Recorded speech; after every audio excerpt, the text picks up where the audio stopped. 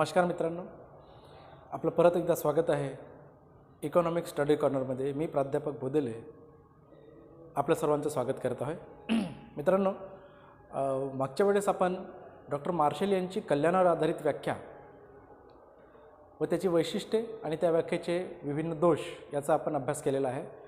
आजच्या व्हिडिओमध्ये आपण अर्थशास्त्राची जी व्याख्या आहे ती अत्यंत शास्त्रशुद्ध विज्ञानवादी म्हणून ती नावारूपास आलेली आहे आणि ही व्याख्या सर्व काळामध्ये सर्व स्थळांना सर्व व्यक्तींना लागू पडते अशी एक सर्वमान्य व्याख्या अर्थशास्त्राची आपण या ठिकाणी आज पाहणार आहोत.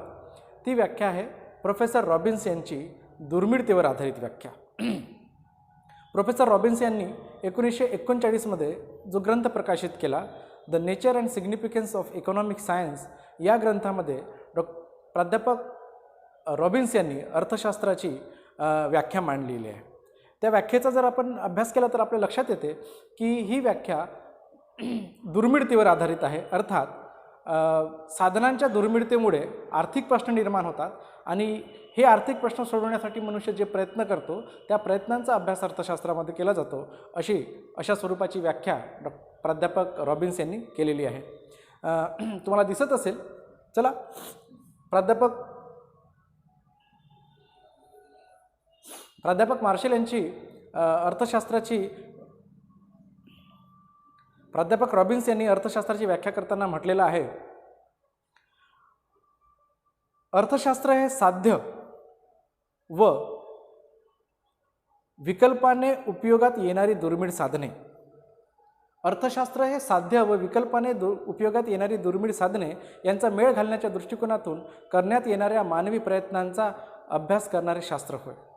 मित्रांनो, या व्याख्येचं जर आपण विश्लेषण केलं तर आपल्याला दिसून येते की डॉक्टर मार्शल यांनी अर्थशास्त्रामध्ये कशाचा अभ्यास केला जातो तर मनुष्याच्या आर्थिक प्रयत्नांचा अभ्यास केला जातो.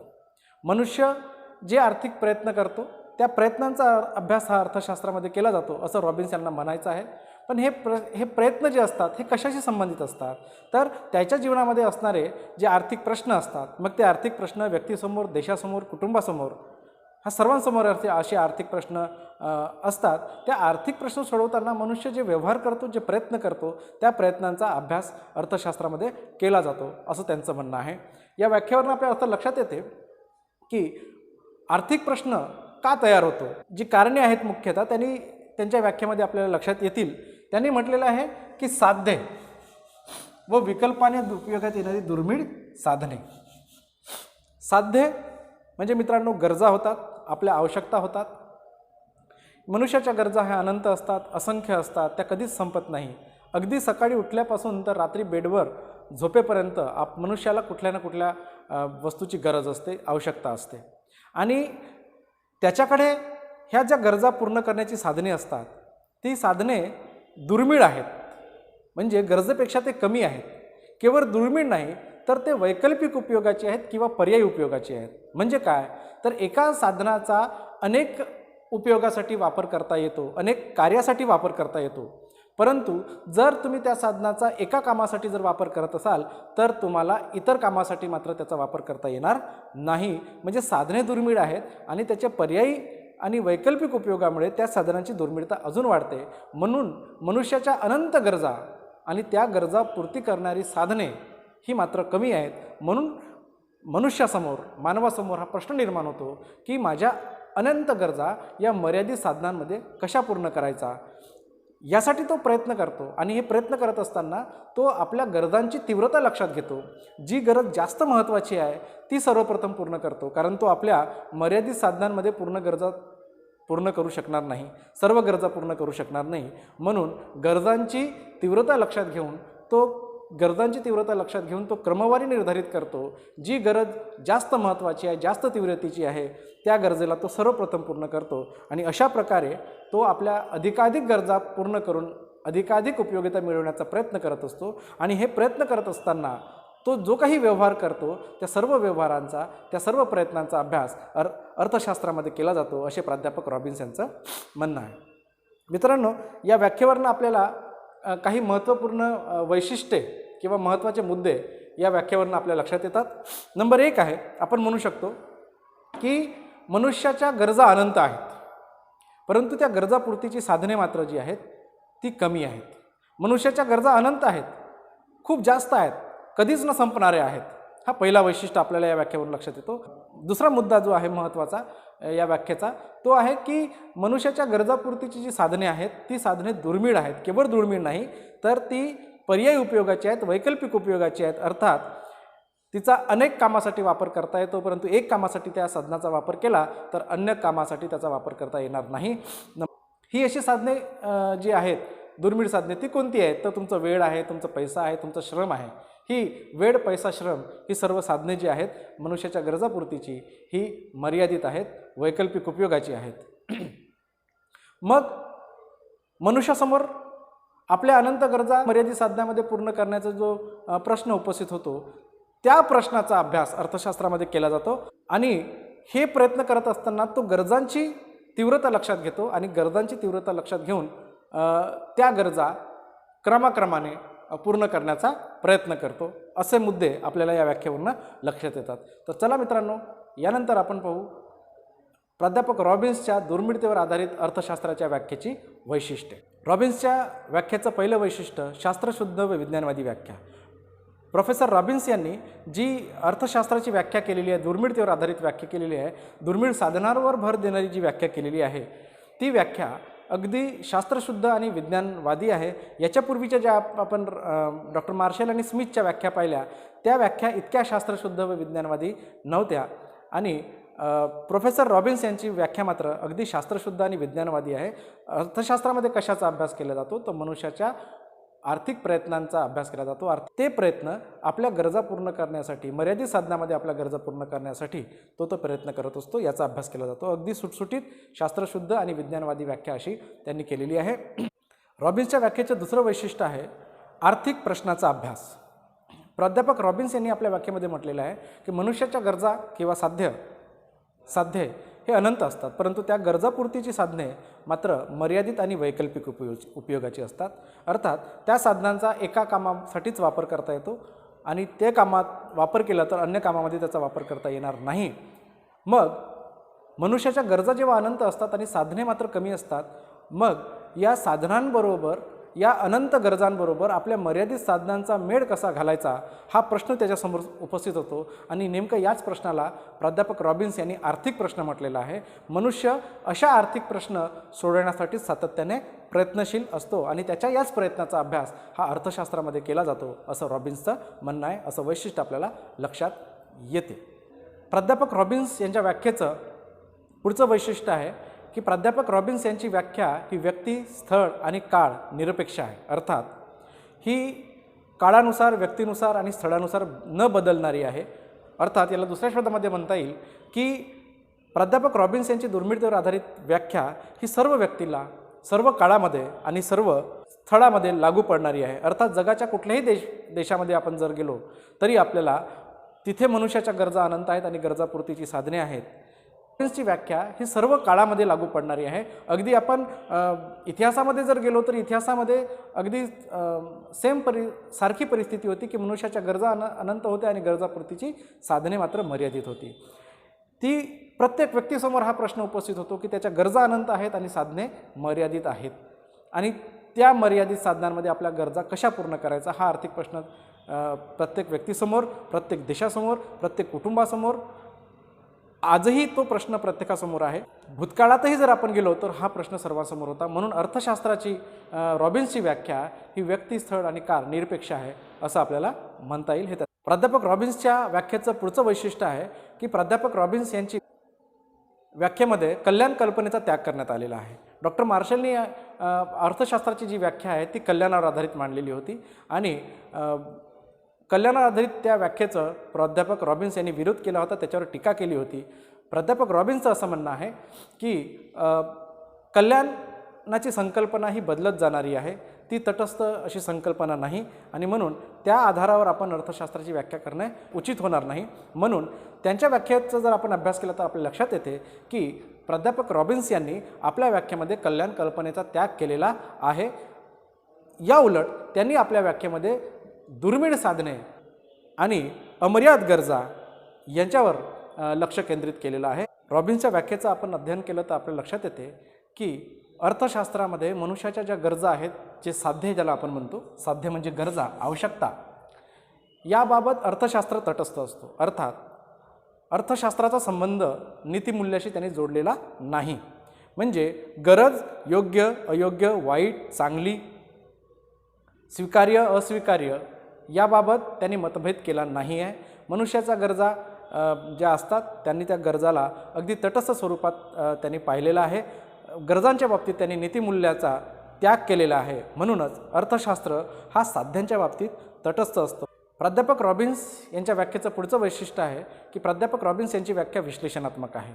त्यांच्या मते अर्थशास्त्रामध्ये केवळ आर्थिक व्यवहारांचाच अभ्यास केला जात नसून मनुष्याद्वारे जे काही सामाजिक, राजकीय, धार्मिक जे काही व्यवहार केले जाते त्या प्रत्येक व्यवहाराच्या आर्थिक बाजूचा अभ्यास केला जातो. आणि म्हणून रॉबिन्स यांची व्याख्या ही विश्लेषणात्मक आहे असं आपल्याला लक्षात येते. रॉबिन्स यांनी जी दुर्मिळतेवर आधारित व्याख्या केलेली आहे ती निश्चितच शास्त्रशुद्ध आणि विज्ञानवादी आहे. आणि त्यांनी आपल्या व्याख्येमध्ये सांगितलेलं आहे की अर्थशास्त्रामध्ये कशाचा अभ्यास केला जातो, तर अर्थशास्त्रामध्ये मनुष्याच्या आर्थिक प्रश्नांचा अभ्यास केला जातो, आर्थिक प्रयत्नांचा अभ्यास केला जातो. आणि आर्थिक प्रश्न हे प्रत्येक व्यक्तीसमोर, देशासमोर, कुटुंबासमोर असतात आणि प्रत्येक व्यक्ती, कुटुंब आणि देश आपल्या जे आर्थिक प्रश्न आहेत त्या सोडवण्यासाठी तो सातत्याने प्रयत्नशील असतात. आणि मुळात आर्थिक प्रश्न निर्माण होण्याचे त्यांनी जे कारण सांगितलेले आहे ते आहे गरजांची अमर्यादपणा आणि साधनांची दुर्मिळता. तरीसुद्धा मित्रांनो, यांच्या व्याख्येमध्ये अनेक अर्थशास्त्रज्ञांनी आक्षेप घेतलेला आहे, अनेक दोष त्या व्याख्येतील सांगितलेले आहेत आणि त्यांच्यावर टीका करण्यात आलेली आहे. तर आपण पाहणार आहोत प्राध्यापक रॉबिन्स यांच्या व्याख्येचे दोष किंवा प्राध्यापक रॉबिन्सच्या व्याख्येबद्दल अशी टीका करण्यात येते की त्यांनी मांडलेली जी अर्थशास्त्राची व्याख्या आहे ती क्लिष्ट आहे आणि संकुचित आहे. अर्थात त्या व्याख्येमध्ये जे शब्दप्रयोग केलेले आहे आणि ज्या पद्धतीने त्याची मांडणी केलेली आहे ती अतिशय क्लिष्ट आहे. सर्वसामान्यांना अर्थशास्त्र म्हणजे काय जर आपल्याला सांगायचं झालं आणि आपण रॉबिन्सची व्याख्या जर त्यांना सांगितली तर सर्वसामान्यांना ती सहज लक्षात येत नाही, ती क्लिष्ट स्वरूपाची आहे. आणि त्यामुळे त्या अर्थशास्त्राच्या या व्याख्येचे जे स्वरूप आहे ते थोडंसं संकुचित होतं अशी टीका त्यांच्यावर करण्यात येते. प्राध्यापक रॉबिन्स यांच्या व्याख्येचं दुसरं दोष आहे की प्राध्यापक रॉबिन्स यांनी आपल्या व्याख्येमध्ये साध्याकडे दुर्लक्ष केलेलं आहे अशी टीका करण्यात येते. प्राध्यापक रॉबिन्सच्या मते अर्थशास्त्राचा संबंध कशाशी जरी असला परंतु साध्याचा अभ्यास करणे हा अर्थशास्त्राच्या कक्षेच्या बाहेर आहे असं त्यांचं म्हणणं आहे. परंतु रॉबिन्सच्या या मतावर मात्र हार्ट्रे, वुडन आणि डर्बिन यासारख्या अर्थशास्त्रज्ञांनी आक्षेप घेतलेला आहे. त्यांच्या मते मानवी गरजा यांना अधिक प्राधान्य देण्याची आवश्यकता आहे. त्यानंतर प्राध्यापक रॉबिन्स यांच्या व्याख्येवर अनेक टीकाकारांनी, विशेषतः वुडन यांनी असा आक्षेप घेतलेला आहे की प्राध्यापक रॉबिन्स यांची व्याख्या नैतिकतेच्या बाबतीत तटस्थ आहे. अर्थात नैतिकतेच्या तटस्थतेवर भर देणारी व्याख्या आहे.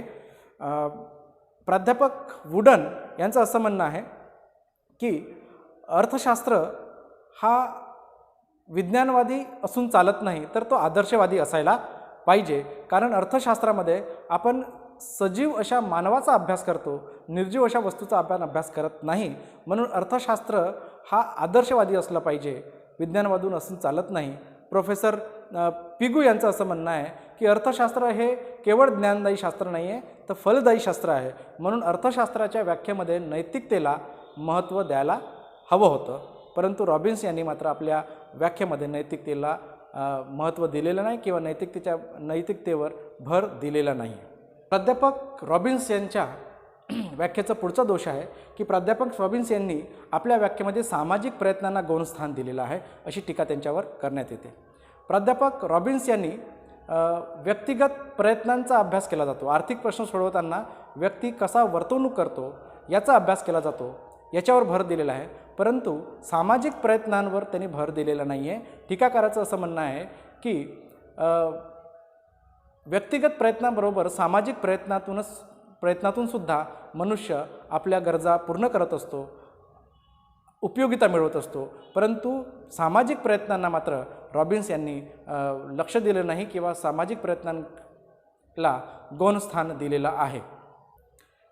प्राध्यापक रॉबिन्स यांचं पुढचं दोष आहे व्याख्येचं, ते आहे अर्थशास्त्र केवळ शास्त्र नसून कला आहे. प्राध्यापक रॉबिन्स यांनी मनुष्याच्या आर्थिक प्रश्नावर भर दिलेला आहे. आर्थिक प्रश्न सोडवताना मनुष्य कशा पद्धतीने वर्तवणूक करेल, व्यवहार करेल, हे सिद्धांता स्वरूपात त्यांनी मांडलेलं आहे. म्हणजेच केवळ अर्थशास्त्र हे सिद्धांत मांडणारं शास्त्र आहे असं त्याच्या व्याख्येवरून लक्षात येते. टीकाकाराचं असं म्हणणं आहे की अर्थशास्त्र हा केवळ सिद्धांत स्पष्ट करणारा शास्त्र नसून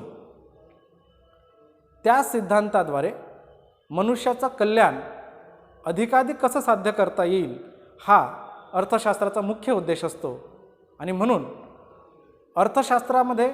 अर्थशास्त्रातील सिद्धांताचा मनुष्याच्या कल्याणासाठी कशा पद्धतीने वापर करायचा हा कलेचा भाग आहे. मात्र या कलेच्या भागाकडे रॉबिन्स यांनी दुर्लक्ष केलेलं आहे अशी त्यांच्यावर टीका करण्यात येते. रॉबिन्स यांनी अर्थशास्त्र केवळ सिद्धांत स्पष्ट करणारे शास्त्र आहे असं मानलेलं आहे, कारण मनुष्याच्या केवळ आर्थिक प्रयत्नांचा अभ्यास करणे आणि त्याच्या सिद्धांताचा अभ्यास करणे. परंतु टीकाकाराचं असं म्हणणं आहे की अर्थशास्त्रातील सिद्धांताचा मुख्य उद्देश हा मानवी कल्याण साध्य करणे हा आहे. अर्थात अर्थशास्त्राचा उद्देश हा मानवी कल्याण साध्य करणे हा आहे. परंतु रॉबिन्स यांनी मात्र अर्थशास्त्राला केवळ सिद्धांत स्पष्ट करणारे शास्त्र इथपर्यंतच त्यांनी मर्यादित केलेलं आहे. वास्तविकतेमध्ये अर्थशास्त्रातील सिद्धांताचा वापर करून आपण मानवी कल्याण साध्य करू शकतो आणि या सिद्धांताचा वापर करणे हा कलेचा भाग आहे असं टीकाकारांचं म्हणणं आहे. प्राध्यापक रॉबिन्सच्या व्याख्येचा पुढचा दोष आहे की प्राध्यापक रॉबिन्स यांनी व्यष्टी विश्लेषणावर भर दिलेला आहे, अर्थात सूक्ष्म विश्लेषणावर भर दिलेला आहे. मनुष्याच्या गरजा अनंत असतात, त्या गरजापूर्तीची साधने दुर्मिळ असतात आणि वैकल्पिक उपयोगाची असतात आणि म्हणून त्याच्यासमोर आपल्या अनंत गरजाचा मर्यादित साधनांमध्ये मेळ कसा घालायचा हा प्रश्न त्याच्यासमोर असतो. आणि या प्रश्नाची सोडवणूक करताना तो आपल्या गरजांची तीव्रता लक्षात घेऊन त्याची क्रमवारी निर्धारित करतो आणि आपली एक एक गरज पूर्ण करत जातो. या पद्धतीने त्यांनी व्यक्तिगत विश्लेषणावर भर दिलेला आहे. त्यामुळे अर्थशास्त्राचा समष्टी जो दृष्टिकोन आहे तो मागे पडतो अशी टीका त्यांच्यावर करण्यात येते. प्राध्यापक रॉबिन्स यांच्या व्याख्येचा पुढचा दोष आहे की प्राध्यापक रॉबिन्स यांनी आपल्या व्याख्येमध्ये अतिविवेकशील मानवाची संकल्पना विचारात घेतलेली आहे. अर्थात रॉबिन्सने आपल्या व्याख्येमध्ये मनुष्य आपल्या अनंत गरजांचा मर्यादित साधनांमध्ये मेळ घालत असताना तो विवेकाने कार्य करतो. अर्थात त्याला माहीत आहे की माझी कोणती गरज अति महत्त्वाची आहे, कोणती कमी महत्त्वाची आहे. अर्थात तो गरजांची तीव्रता लक्षात घेऊन एक एक आपली गरज पूर्ण करतो आपल्या मर्यादित आणि दुर्मिळ साधनामध्ये, असं या व्याख्येवरून आपल्या लक्षात येते. परंतु टीकाकारांचं म्हणणं आहे की मनुष्य हा इतका विवेकशील असू शकत नाही, तो प्रत्येक वेळेस विवेकाने काम करेल असं नाही. बऱ्याचदा तो व्यवहार करताना भावनांच्या आहारी जाऊन सुद्धा व्यवहार करतो, भावना प्रधान होऊन व्यवहार करतो. मात्र रॉबिन्स यांनी मनुष्याच्या या व्यवहाराकडे त्यांनी दुर्लक्ष केलेलं आहे. प्रत्येक मनुष्य हा केवळ विवेकशीलच असतो असं नाही, केवळ विवेकानेच व्यवहार करतो असं नाही, तर भावनाने ओतप्रोत होऊन सुद्धा तो व्यवहार करतो. या बाबीकडे त्यांनी दुर्लक्ष केलेलं आहे असं टीकाकारांचं मत आहे. प्राध्यापक रॉबिन्सच्या व्याख्येचा पुढचा दोष आहे की प्राध्यापक रॉबिन्स यांनी आपल्या व्याख्येमध्ये आर्थिक नियम निश्चित असतात असं गृहीत घेतलेलं आहे. टीकाकारांचं असं म्हणणं आहे की अर्थशास्त्र एक सामाजिक शास्त्र आहे आणि सामाजिक शास्त्र असल्यामुळे अर्थशास्त्रातील नियम सदा सर्वदा लागू पडतीलच असं नाही. बऱ्याचदा ते परिस्थिती जर नसेल तर ते नियम लागू पडत नाही. ते आर्थिक नियम निश्चित असतात असे जे रॉबिन्सचं मत आहे त्यांच्यावर टीका करण्यात येते की अर्थशास्त्र हे सामाजिक शास्त्र असल्यामुळे अर्थशास्त्रातील नियम हे सदैव लागू पडणार असं नाही. मित्रांनो, प्राध्यापक रॉबिन्सच्या दुर्मिळतेवर आधारित व्याख्येवर अनेक टीका आतापर्यंत आपण पाहिल्या. या टीका जरी रॉबिन्सच्या व्याख्येवर करण्यात येत असल्या तरी प्राध्यापक रॉबिन्स यांची व्याख्या निश्चितच कल्याणावर आधारित डॉक्टर मार्शलच्या व्याख्येपेक्षा आणि प्राध्यापक स्मिथ यांची संपत्तीवर आधारित व्याख्येपेक्षा निश्चितच बेजोड आहे, निश्चितच चांगली आहे, श्रेष्ठ आहे असं आपल्याला म्हणता येईल. आणि म्हणून प्राध्यापक रॉबिन्सच्या व्याख्येचं काय श्रेष्ठत्व आहे याचे आपण थोडक्यात काही मुद्दे आपण पाहणार आहोत. सर्वप्रथम पहिला मुद्दा आहे की श्रेष्ठत्वाचा की आर्थिक प्रश्नाचा अभ्यास. प्राध्यापक रॉबिन्स यांनी अर्थशास्त्राची व्याख्या करताना अर्थशास्त्रामध्ये कशाचा अभ्यास केला जातो, तर मनुष्याच्या आर्थिक प्रश्नाचा अभ्यास केला जातो. अर्थात मनुष्याच्या गरजा अनंत असतात, परंतु त्या गरजापूर्तीची साधने मात्र मर्यादित असतात आणि वैकल्पिक उपयोगाची असतात. आणि म्हणून प्रत्येकासमोर हा आर्थिक प्रश्न निर्माण होतो आणि या आर्थिक प्रश्नाचा अनुभव हा प्रत्येकाला येत असतो. मग तो कुटुंब असो, देश असो किंवा मग व्यक्ती असो, या आर्थिक प्रश्नाचा अनुभव हा प्रत्येकाला असतो. अशा आर्थिक प्रश्नाचा अभ्यास हा अर्थशास्त्रामध्ये केला जातो. हे जे प्राध्यापक रॉबिन्स यांचं म्हणणं आहे, त्याच्यामुळे ही व्याख्या डॉक्टर मार्शलच्या आणि स्मिथ यांच्या व्याख्येपेक्षा श्रेष्ठ ठरते. प्राध्यापक रॉबिन्सच्या व्याख्येचं दुसरं श्रेष्ठत्व आपल्याला सांगता येईल की प्राध्यापक रॉबिन्स यांची व्याख्या एक सर्वसामान्य व्याख्या आहे. अर्थात प्राध्यापक रॉबिन्स यांनी अर्थशास्त्राची जी व्याख्या मांडलेली आहे, ही व्याख्या सर्वसामान्य अशी व्याख्या आहे. ती सर्वांना लागू पडणारी आहे. ती भूतकाळातही लागू पडत होती, सत्य ठरत होती, आताही ती खरी ठरत आहे, आताही लागू पडत आहे आणि भविष्यकाळामध्ये सुद्धा ती लागू पडेलच. कारण आर्थिक प्रश्न भूतकाळातही होते, वर्तमान काळातही आहेत आणि भविष्यकाळातसुद्धा राहणार आहेत.